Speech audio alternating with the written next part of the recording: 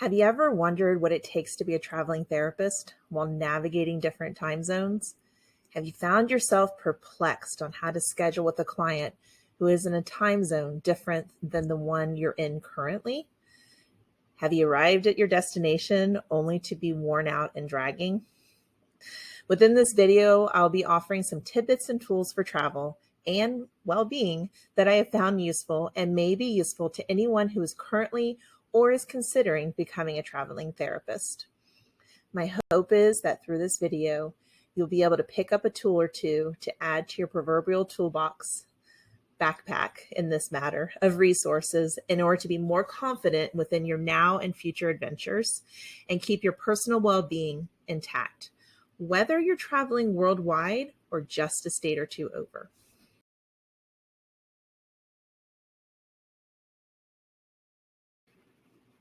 So I'm Jennifer Hyatt with Jennifer Hyatt Counseling and Wellness. I'm a licensed marriage and family therapist in California and Ohio. I have traveled far and wide, and I'm here to share some tools and tips in hopes that it is helpful to others traveling or considering being a traveling therapist.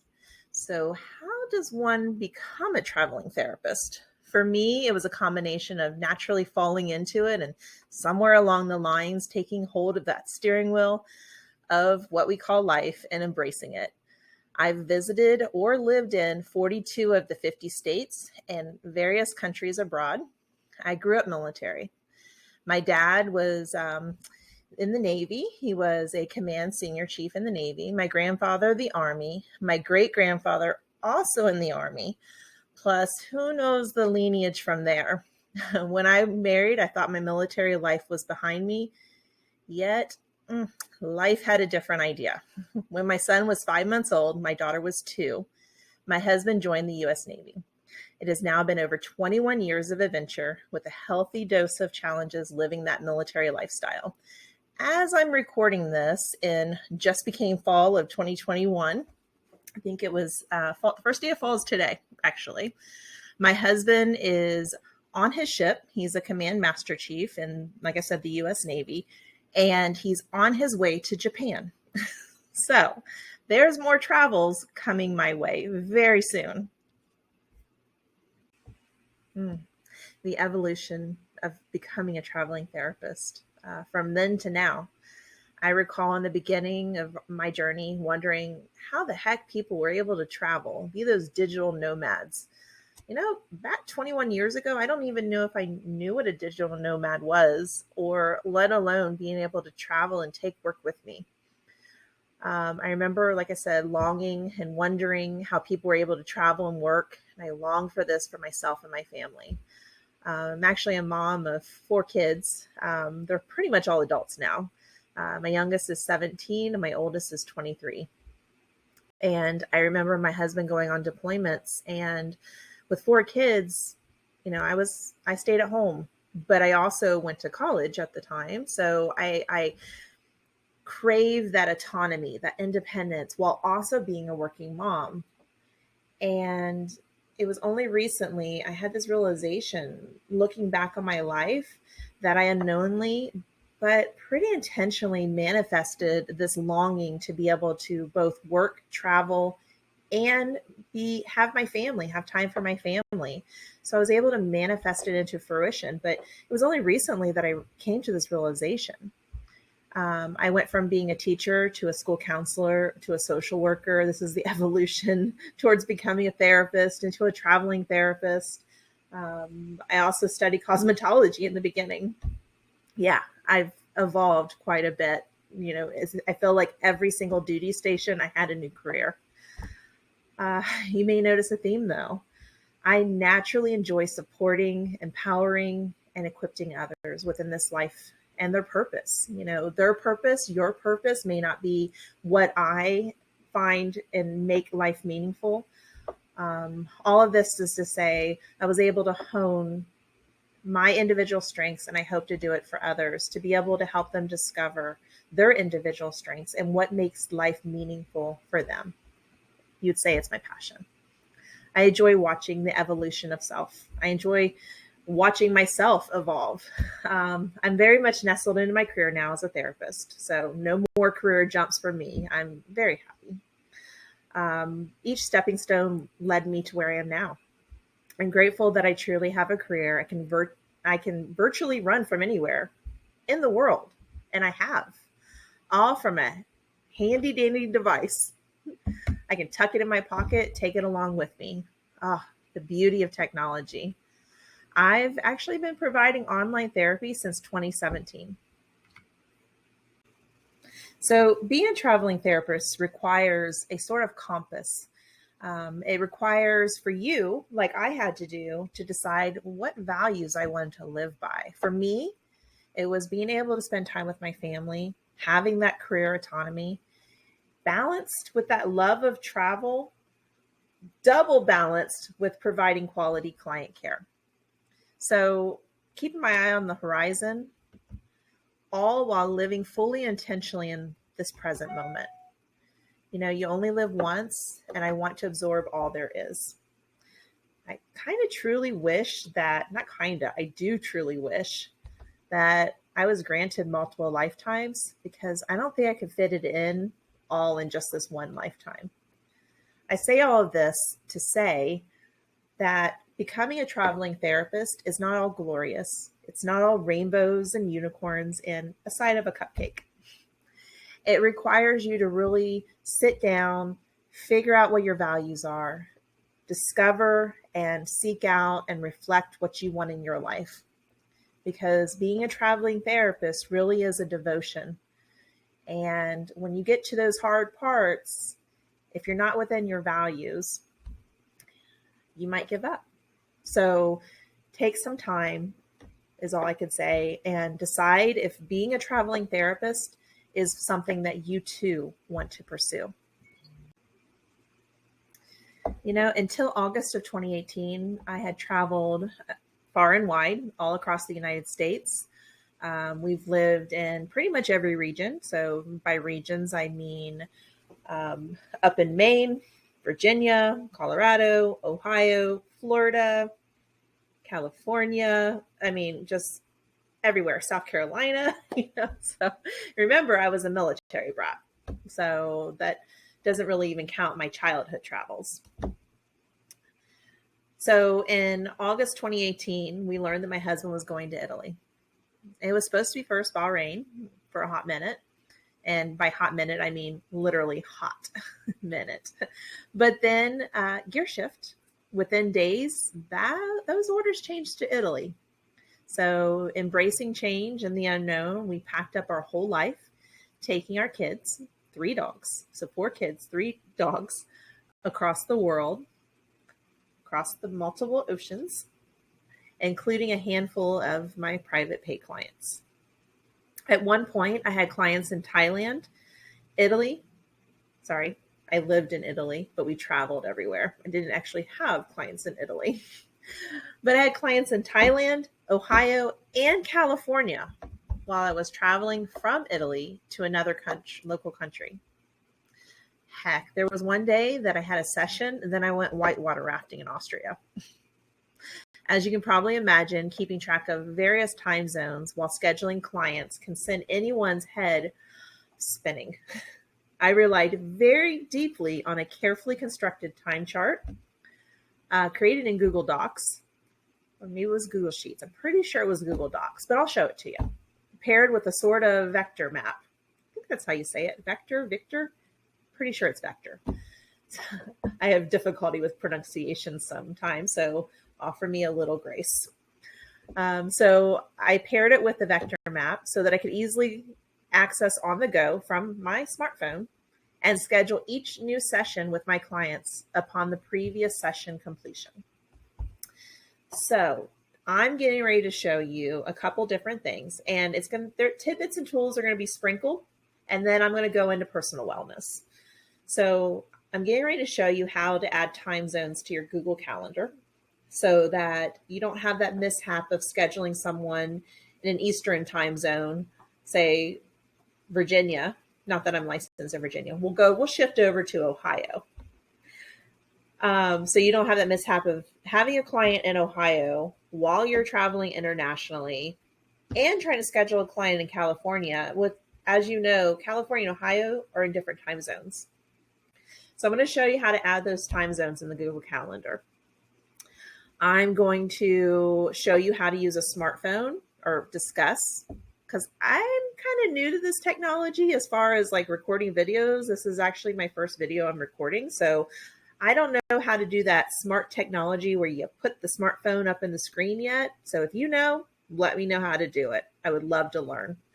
But I'm going to discuss how to use your smartphone and add different world clocks to keep yourself on track. Like the currency conversion apps, I don't know if y'all know about those, but lifesaver when you're traveling abroad. There are time zone converter apps available. And then there's also Calendly, where you can plug in your availability in your time zone that you're currently at. And clients can also book sessions and see their time zone. So it automatically figures it out for you and automatically adjust. So the mishap happening is less. Of course, you want to put precautions in place, discuss the risk and benefits with your clients, see if Calendly has a business associate agreement or BAA in order to best secure confidentiality. So let's head over and I'm going to show you on my screen how to add time zones in Google Calendar. The Google Calendar up on my screen. What you're going to do is come up here to the right-hand side. I almost said left-hand side. It's pretty bad. I don't know my right from left, huh? So you're going to go up to the right-hand side. You're going to click on the settings. Then you're going to scroll to where it says world clock. And if you notice here, I have my current time zone. So we're going to come back up here in a second, but let's go ahead and hit show world clock. And I'm going to add, so my husband's on the way to Japan. So I'm hitting Command F. Right now I'm on a MacBook. So your operating system may be a PC instead. So I'm not quite a PC person, so I wouldn't be able to guide you on that. But I'm sure you can Google it and figure it out. So I typed in Japan. Now I'm just going through looking for Japan. There it is, Japan. Okay, and let's say I also want to add, let's add New York. Okay, so that's going to highlight it for me. So let me just scroll through and find New York.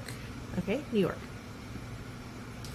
Okay, so now I have my current time zone, I have Japan, and I have New York. So I'm going to come up here where it says time zone. I'm going to hit display secondary time zone. So we have Japan already, and you can also add labels there. Ask to update my primary time zone to current location. Okay, so now I have time zone and I have world clock. So now let's go back to the calendar. Over here, you'll see that right now it's 1:19 p.m. You'll see in Japan it's 5:19 a.m. Let's see if I can do some math. I think they're 14 hours ahead. So if it's 1:20, 12, yeah, it would be 1:20, then yeah, so they're like 14 hours ahead. And then New York is 3 hours ahead. So that's how to add multiple time zones to your Google Calendar. Hopefully that's helpful. And then I also told you I was going to show you, this is actually, I didn't know about Calendly back when I traveled and lived in Italy and all the other countries that I was traveling to. I didn't know about how to add things to the Google Calendar. What I did know was how to add well enough to be able to put my Europe time, Pacific time, which would have been California. I didn't have clients in Mountain Time. But I did have clients in Eastern Time.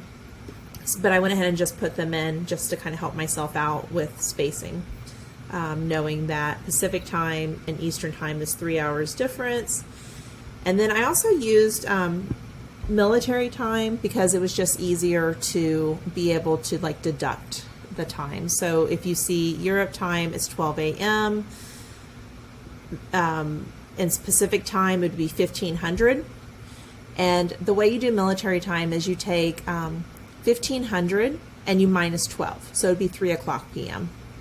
So if it was 1800, you minus 12, it's 6 p.m. So I'm sure y'all can look up how to do military time. So, but this is what I carried with me, and it was easily accessible. I was able to pull it up on my phone. There's an app for, so this is Google Docs, but you can also do it on Google Sheets. But just for this one, I did Google Docs, and there's an app that you can totally pull up. And at the time, this color coding meant something to me. Probably it was like, yes, I can schedule during these times because it overlaps with, this is 5 a.m., so maybe not so much there. 11 a.m. would be great for me, but not so much if a client wanted to see me at 5 a.m. or 2 a.m. in California. So let's see. Say I wanted to see a client, so this would be in Ohio at 1 p.m. 1900 is actually 19 minus 12 is 7 p.m. So it'd be 7 p.m. when I'm sitting in Europe, and it'd be 1 p.m. for my client. So you have to pay attention on how the times overlap and what time you're willing to work where you're at and what would be realistic for your client to meet you at. So if, for example, right here, it's 1900, which is 7 p.m. In California, it's 10 a.m. So that's realistic. At 1800 here, it's 6 p.m. my time and 9 a.m. in California and 12 p.m. in Ohio. So that's realistic. So yeah, so this is what I used when I was over there because I wasn't completely up to technology at that point. So I just used what I had available, and this may work for some of y'all. So that's why I'm showing you. All right. I figured out how to broadcast my my iPhone onto my computer screen in order to record it so I can show you how to do the world clock. Okay, so what you're going to do is you're going to open up the clock app, and on the bottom left it says world clock. You can see I already have New York programmed, Tokyo, San Diego, and Honolulu, Hawaii. I have Honolulu, Hawaii because my husband was in Hawaii and he's on his way to Japan now as of yesterday. So say I want to add, let's see, which one do I not? Let's put Italy on. Why not? Let's put on Naples. So Naples, Italy, and you can see Hawaii and Naples, Italy, one's in PM and one's in AM. I am in San Diego right now, so it is 3:49 p.m. in San Diego, whereas in New York it's 3 hours ahead at 6:49 p.m. So when I used to live in Italy at 12:49 a.m. and I wanted to schedule a client, it would be 6:49 p.m. and I would be conducting a session at 1 a.m., which I never did. So that's where it goes back to that Google Doc, and the different time zones came in handy. But it's nice to be able to check yourself within this when you're getting ready to prepare for the day, wherever your location is, in order to keep your mind straight into the various time zones, because it can get to be a lot if you have clients in different time zones while you yourself are in a different time zone. All right, hopefully this was helpful, and yay technology, and yay for me being able to figure out how to do this for y'all. All right, see you in a minute.